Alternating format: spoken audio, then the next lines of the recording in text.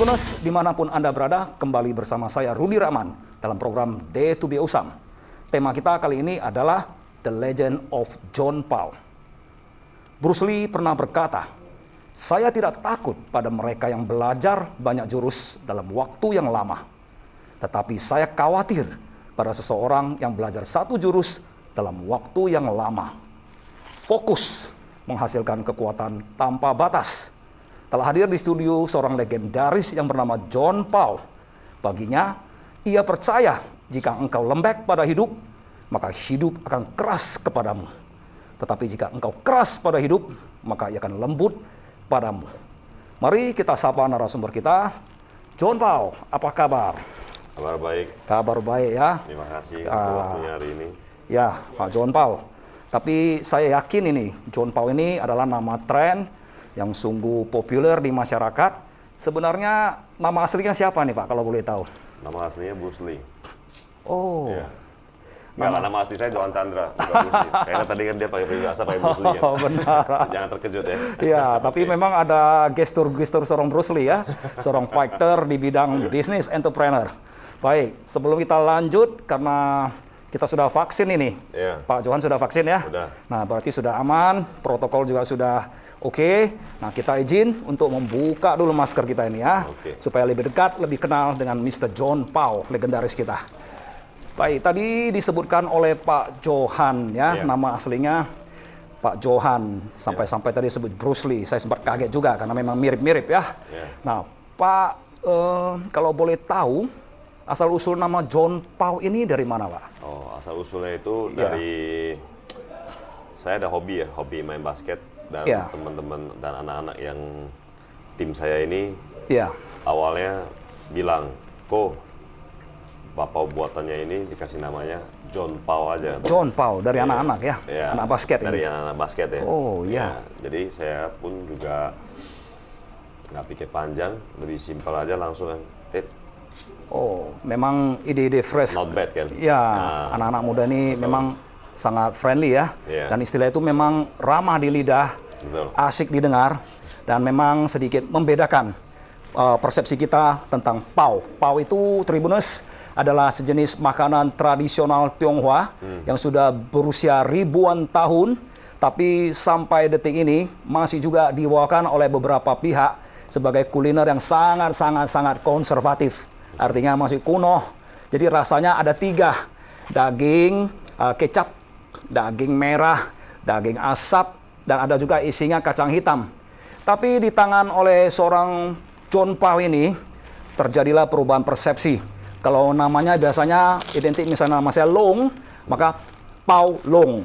Nah, tapi kalau di tangan seorang John Paul, ya Bapak ini merubahnya menjadi John Paul. Jadi beda banget. Ya, paradigmanya udah jauh sekali. Baik, kemudian John Paul ini kemudian berubah menjadi tren masyarakat ini. Jadi mengapa Bapak berani membanting persepsi ini? Mengapa, Pak? Sebenarnya bukan merubah atau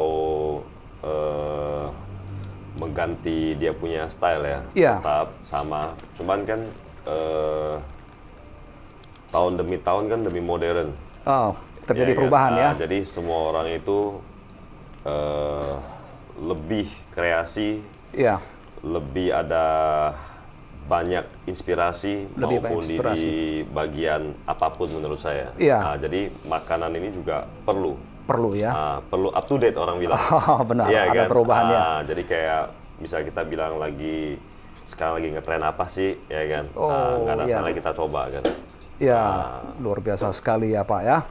Jadi Tribuners, di akademi kita mengenal di dalam marketing ada yang namanya diferensiasi.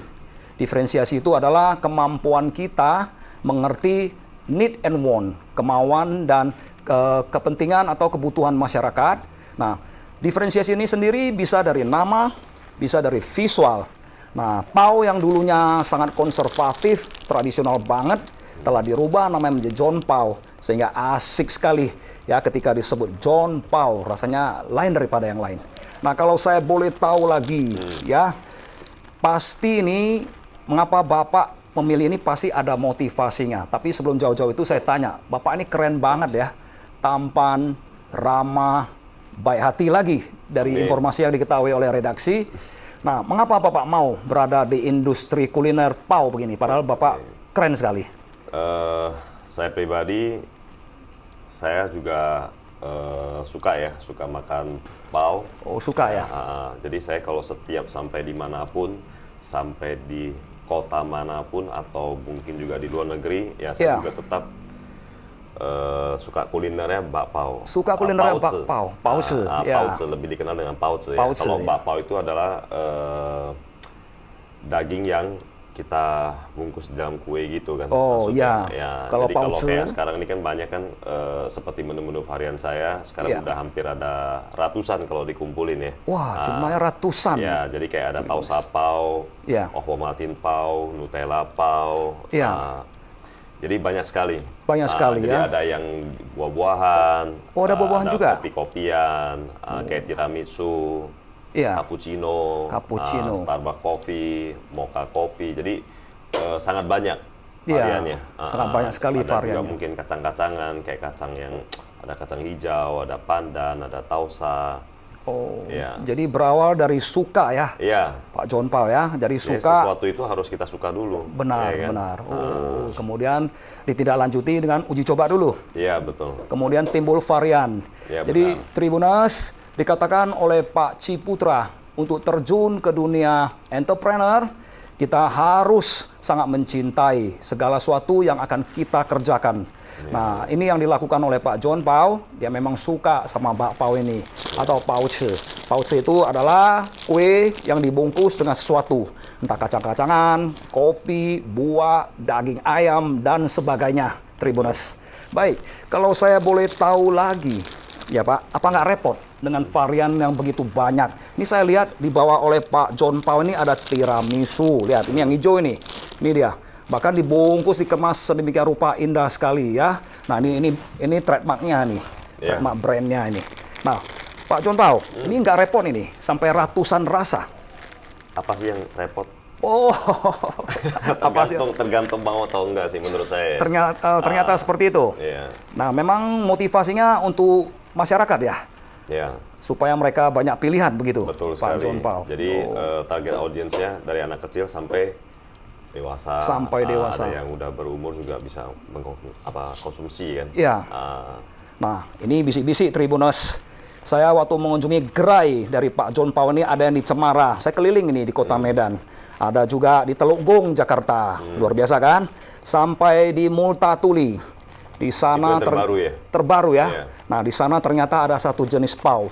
Isinya sambal udang petai. Bayangin, pau yang selama ini kuno banget ya di varian, oleh tangan beliau ini ada sambal udang petai. Pak, itu gimana itu, Pak? Itu limited ya. Ada juga saya sempat keluar rasa Indomie goreng, Bau. Oh, ada rasa Indomie goreng. Pernah juga. Itu kayaknya di 3 atau 4 tahun yang lalu ya. Iya. Pas di hari 17 Agustus. Saya buat edisi 17 Agustus. Dan ternyata responnya bagus. Jadi ada beberapa varian itu memang saya keluarkan untuk edisi-edisi tertentu gitu. Sampai begitu ya. Dan kami juga sempat disupport dengan Indomie juga sih. Nah, ini kalau dengar kabar, ibu-ibu kalau lagi ngidem, biasanya pada suka jengkol. Mana tahu ada bakpao jengkol. Ada juga? Ada juga, Tribuners. Luar biasa sekali. Cumi sambal hijau juga ada. Cumi sambal hijau. Oh, anti mainstream ini, Tribuners ya. Luar biasa ya. Ini beliau ini berani merevolusi cita rasa. Kita baru sebut sudah ada pau isi jengkol nih. Kira-kira bagaimana rasanya ini ya, Tribuners? Untuk mengetahui. Juga banyak yang udah pernah coba. Udah pernah coba? Pak Rudi yang terlambat. Iya, Pak John Pau. Saya sungguh maaf ya. Mungkin karena saya keliling Indonesia. Tapi kali ini saya janji nanti semua gerai John Pau akan saya samperin. Nah, saya akan cari yang edisi saya. Pau versi ikan teri. Ada, Pak? Oh, belum. Belum ya? Oke, saya tunggu ya hasil produksinya, Pak John Pau. Baik, Pak. Kalau sudah kita cerita tentang ini, semalam saya juga merasakan satu minuman. Namanya kombucha. Kombucha ini ternyata teh fermentasi yang nggak pernah saya jumpai di seluruh Indonesia. Dan hanya ada di John Pau, bayangin. John Pau Kopitiam. John Pau Kopitiam itu banyak juga minuman yang bisa dicoba ya, seperti teh bunga, Hanko, watermelon, dan juga salah satunya kombucha. Terus ada kopi susunya. Ya, teh susu. Tapi nanti saya mewakili Tribuners, kita korek-korek sedikit rahasia dari John Pau. Kombucha itu terbuat dari apa, Pak? Dan rumitnya? Kalau ingin tahu harus wajib kunjungi ke John Pau Kopitiam. Jawabannya dari sana. Nggak bisa kita bicarakan di sini. Ya kan? Harus langsung ke Kopitiamnya. Saya sungguh suka kombucha ini. Rasanya ada asem-asemnya, manis-manisnya, dan tidak bisa saya jelaskan. Tantangannya untuk Tribuners semua. Silakan datang ke gerai John Pau. Baik, Pak John Pau. Ya. Di balik usaha Pak John Pau ini sampai begitu semangat ya, auranya beda nih ya. Orangnya tampan, keren, baik hati lagi. Amin. Nah, baik, saya ingin tahu, pasti ada sejarah dan motivasi Bapak mengapa sampai demikian fokus dan semangat.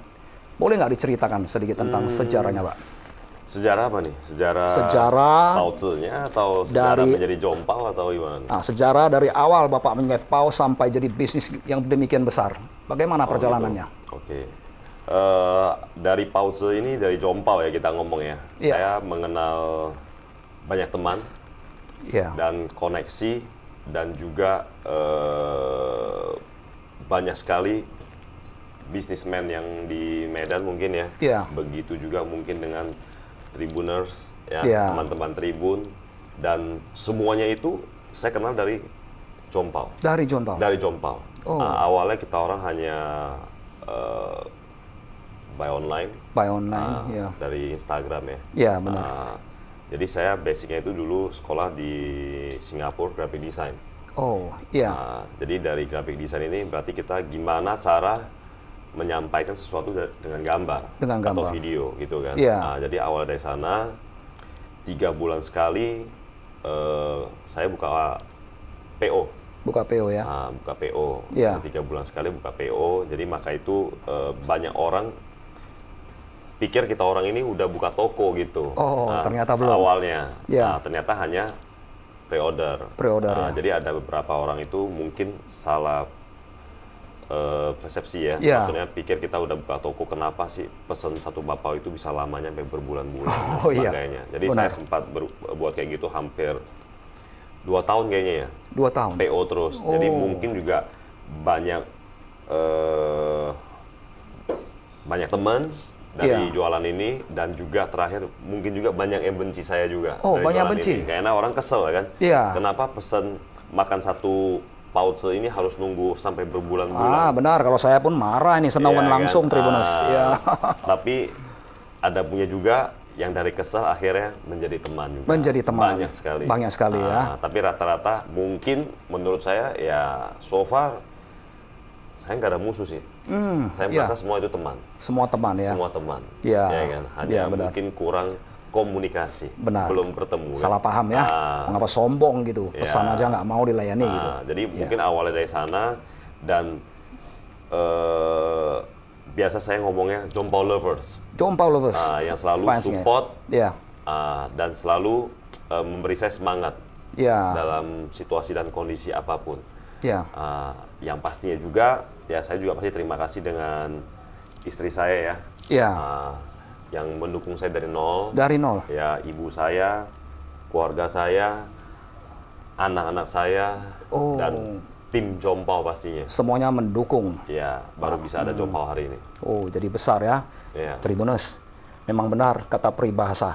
Di balik sukses seorang pria, ada wanita. Tadi tersebut 2 wanita. Jangan salah paham dulu Ibu yang di rumah. Istrinya dan mamanya. Itu dia ya, Tribuners ya. Sukses ini memang perlu didukung dari rumah tangga dulu, baru menyusul kawan-kawan. Tapi Tribuners, sambil berbagi secara akademis, kalau Anda ingin merintis sebuah usaha, jangan tiba-tiba buka gerai, menanti customer datang. Apa yang dilakukan oleh John Pau adalah strategi gerilya. Ia mengkonsolidasi seluruh pecinta atau yang disebut dengan John Pau lovers dalam waktu 2 tahun. Ini tidak main-main, sebuah penantian panjang. Jadi ini juga pesan pada kita di UMKM, jangan langsung buka gerai dengan modal besar baru mencari pelanggan. Ini adalah resiko besar.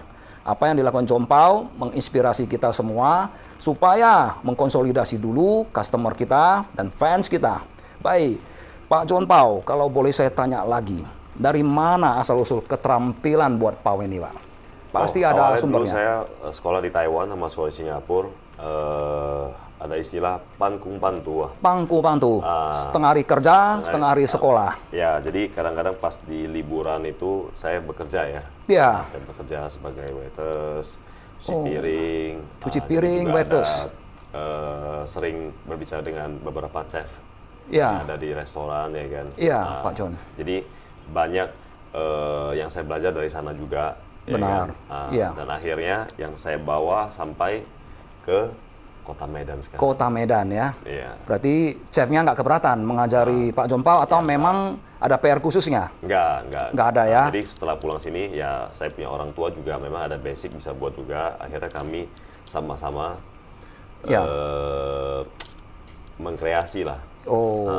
Inovasi terus ya, dari terus. Cita rasa ya. Benar. Tribuners, kita dapat satu lagi ini. Nah, tadi melanjutkan apa yang dikatakan oleh Pak Ciputra di dunia entrepreneur, Anda kalau ingin sukses di satu usaha, Anda harus sangat benar-benar mencintai pekerjaan dan karir Anda. Jadi Pak John Pau ini diawali dari karirnya ketika sekolah di Taiwan. Di sana setengah hari ia bekerja. Nah, beliau ini bukan tipe yang gengsian. Memang anak muda sekarang nggak boleh gengsi-gengsi dong. Kalau mau sukses, kelihatan keren, ya bisa beli pakaian. Tapi benar-benar keren itu adalah punya karir dan usaha. Nah, jadi ia selalu rendah hati, belajar dari para chef, sehingga memiliki keterampilan. Nah, inilah bibit kesuksesan John Pau yang sekarang telah melegenda di Kota Medan. Dan sekarang merasuk ke Jakarta, mungkin seluruh Indonesia. Benar, Pak John Pau? Amin. Ada rencana. Ada rencana ya, udah masuk Teluk Gong.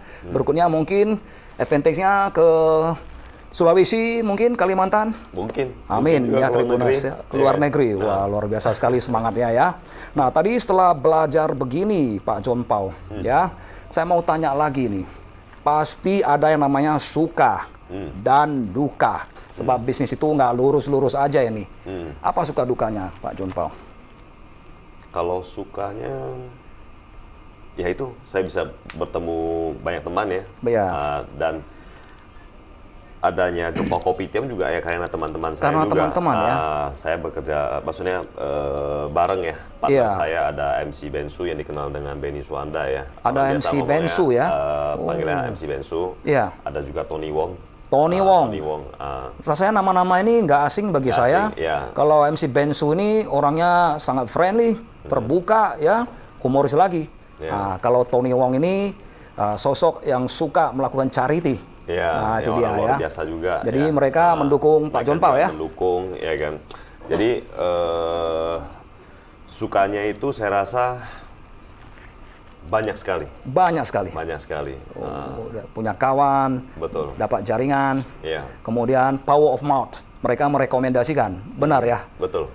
Jadi ini bukan keberuntungan Tribuners. Ini adalah faktor kerendahan hati dan juga humble accept. Yaitu menerima ide-ide dari teman-teman Pak John Pau ini. Jadi Tribuners di UMKM, janganlah kita ketika melakukan sebuah usaha, ada masyarakat menawar-nawar, mengkritik, kita marah-marah. Kita keberatan, bahwasanya kalau mau makan, ya sudah, memang kreasi saya seperti demikian. Tapi kadang-kadang ide-ide itu bisa menghantarkan kita pada satu level baru bisnis, Tribuners. Baik, kalau tadi kita cerita mengenai suka. Dukanya apa? Dukanya. Pak John Pau?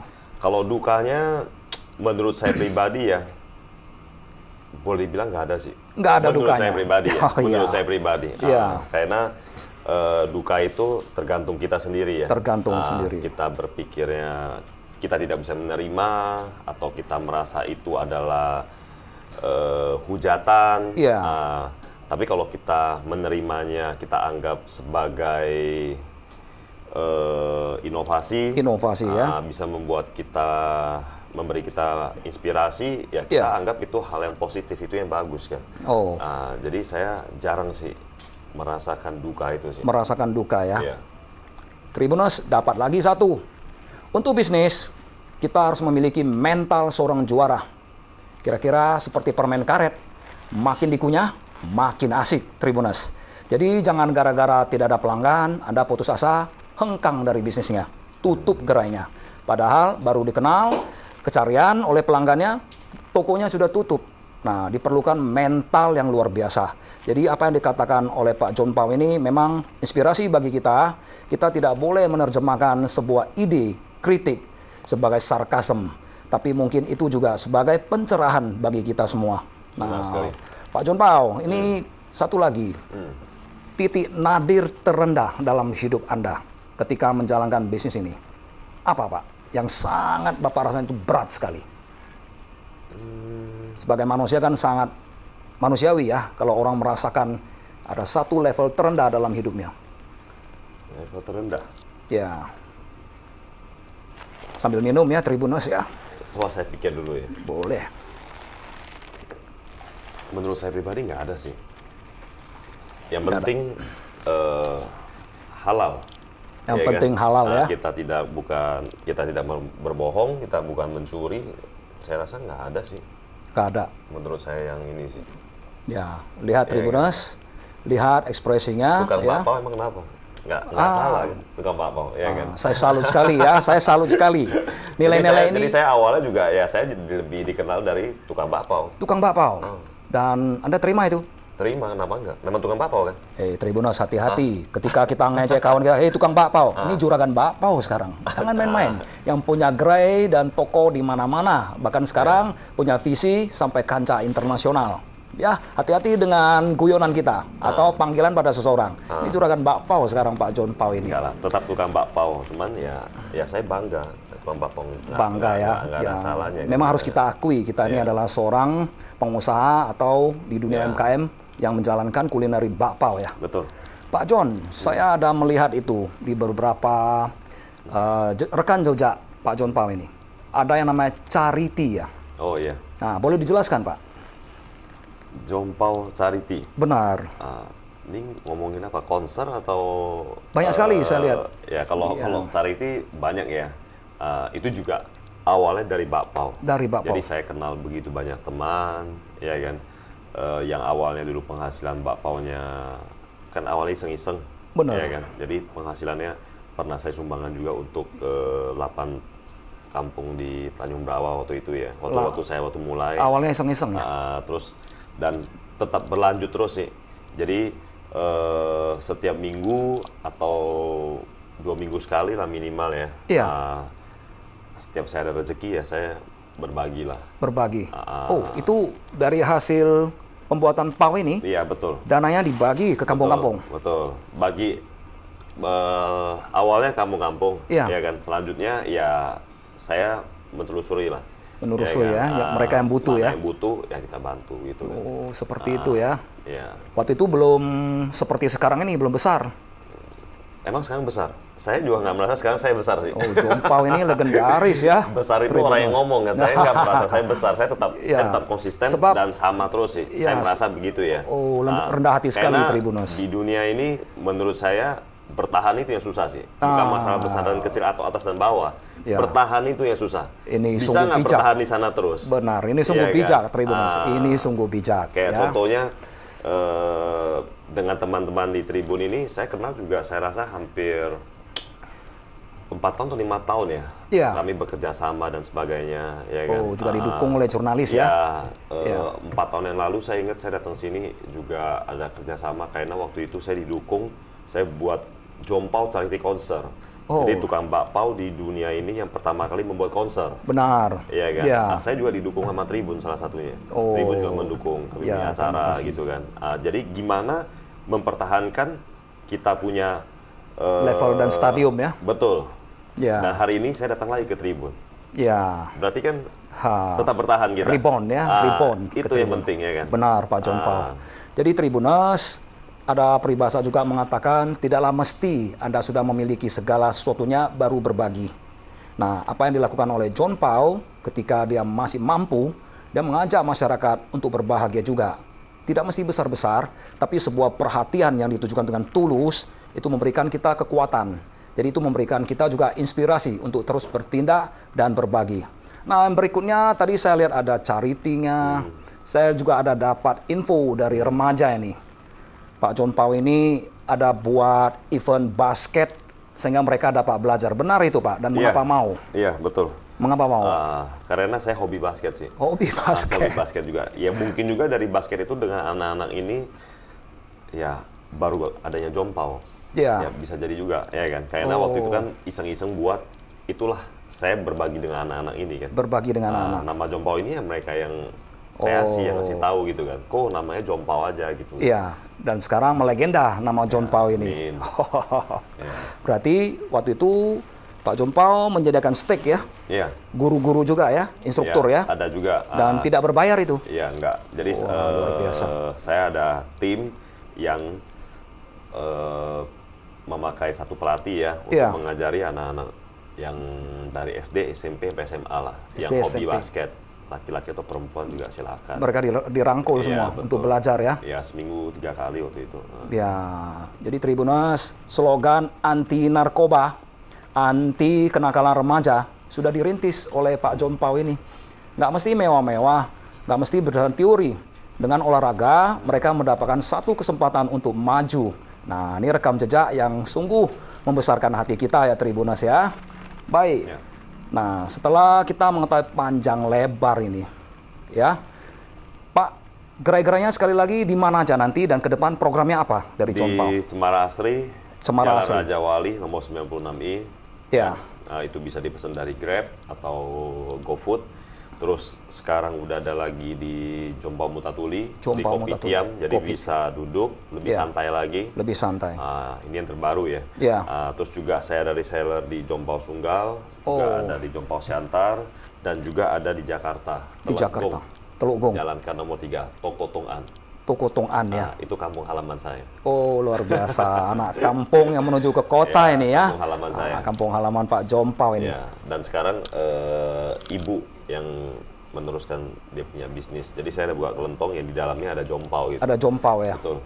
Oh, nah ini nyaris lupa Tribuners. Tadi mamanya jual kelontong. Background Pak Jompau ini senang-senang nggak? Orang kaya nggak Pak dulu? Hah? Bapak orang kaya ya dulu? Saya senang. Kaya dong. Kaya ya? Kaya. Kaya dari mana? Gimana kaya? Di hati saya kaya. Hatinya kaya. Ya, hati saya boleh diceritain sedikit bagaimana orang tua berjuang itu? Oh, 1 tahun 3 kali banjir rumah kita orang. Seleher. Kaya. Kaya tantangan ya? Dengan tantangan, ya kan, dan semangat. Dan dari kelentong ini juga orang tua saya ngasih kita sekolah di Taiwan, di luar negeri, menafkahin kita orang, ya kan. Selalu kasih kita orang semangat. Ya. Gitu. Oh, jadi ini perjuangan anak kampung yang orang tuanya nggak kaya-kaya sebenarnya. Nah, tapi hari ini lihatlah betapa bangga. Menurut saya kaya ya. Menurut saya kaya ya. Menurut orang lain saya nggak tahu. Saya dikoreksi nih Tribuners. Orang kalau bilang saya kampung, saya nggak tahu. Tapi saya merasa saya udah kaya. Ya, luar biasa. Karena sampai hari ini saya kalau pulang ke Jakarta, saya tertinggalnya di sana. Ya. Saya kalau dikasih tinggal tempat lain, saya juga nggak mau. Ya itu istana saya. Oh, saya. Luar biasa sekali. Yeah. Tribuners, bagi yang merasa kaula muda, ingatlah, sungguh besar kasih orang tua, jadilah berbudi, tidak dengan kata-kata, tidak dengan bunga. Tapi setelah Anda dewasa, berkreasilah, berkarirlah, berikanlah nilai pada kehidupan. Jadilah representatif ayah ibu kita di masyarakat. Kemudian, jadilah anak bangsa yang dapat dibanggakan. Nah, inilah yang dilakukan oleh seorang Jompau. Baik. Selanjutnya Pak, mungkin ada yang ingin disampaikan kepada Tribuners dimanapun mereka berada. Sebuah pesan singkat. Silakan Pak Jompau. Tetap berusaha, jangan putus asa, karena ketika kita tetap berusaha berarti kamu sedang menuju kesuksesan. Oh, luar biasa sekali ya. Saya tersentuh ini Pak Jompau. Baik Tribuners, sebagai penutup, Tuhan selalu adil pada siapapun dan dimanapun Anda berada. Tuhan pasti memberikan berkah pada siapapun. Hanya saja bagaimana Anda menerjemahkan pesan Tuhan dalam kehidupan ini. Dimanapun Anda memulainya, kalau Anda memiliki kemauan, pasti ada jalan. Benar. Legenda Jompau ini tidak besar tiba-tiba, tidak.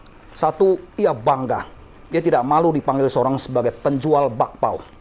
2, ia ketika disekolahkan di luar negeri, ia juga bekerja sebagai tukang sayur ya, tukang masak sayur, betul.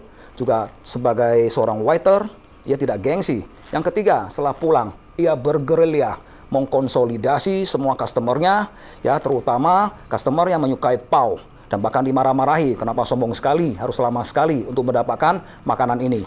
Yang keempat, ia rendah hati, ia berbudi. Ketika saya mencari seorang John Paul, tidak rumit, tidak ada protokolnya, dan disambut dengan hangat dan ramah.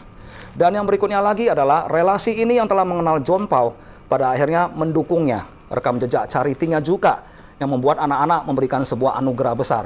John Paul yang menghancurkan dinding-dinding konservatif kue Paul selama ini. Jadilah luar biasa, Day to be awesome artinya Anda harus berani menerima tantangan. Jadilah aset bangsa Indonesia. Terima kasih Day to be awesome kali ini. Sampai jumpa di event berikutnya. Terima kasih Pak John Paul. Terima kasih. Thank you. Thank you.